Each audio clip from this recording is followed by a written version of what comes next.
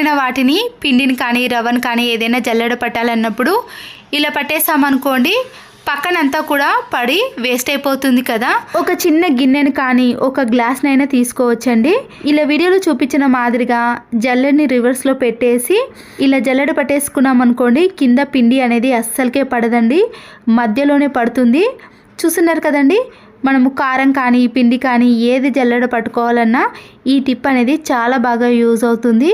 ఏవి కూడా వేస్ట్ కాకుండా మన పని అనేది త్వరగా అయిపోతుంది. మరొక యూస్ఫుల్ టిప్ని కూడా చూసేయండి.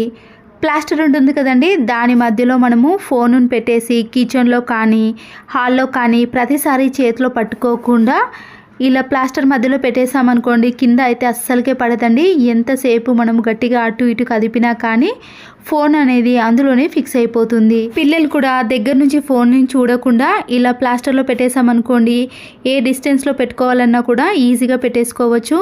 ఆన్లైన్ క్లాసులు కానీ పిల్లలు ఆడుకున్నప్పుడు ఈ టిప్ కూడా చాలా బాగా యూజ్ అవుతుంది. వేస్ట్గా ఉన్న ఒక బాటిల్ని తీసుకున్నాక పై భాగాన్ని ఇలా కట్ చేసి వీడియోలో చూపించిన మాదిరిగా షార్ప్గా ఉండే ఒక దిక్కు మాత్రమే ఇలా కట్ చేసుకోవాలి.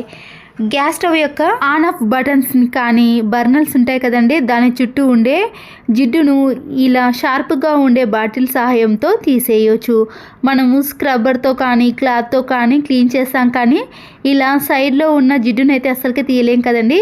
ఇలా షార్ప్గా ఉండే బాటిల్స్తో తీసేయమనుకోండి గ్యాస్ స్టవ్ అనేది ఎప్పుడు చూసినా కూడా నీట్గా ఉంటుంది. దీంతో గ్యాస్ స్టవ్ చుట్టూ కూడా ఇలా జిడ్డు ఉంటుంది కదండి, దాన్ని కూడా ఈజీగా తీసేయండి.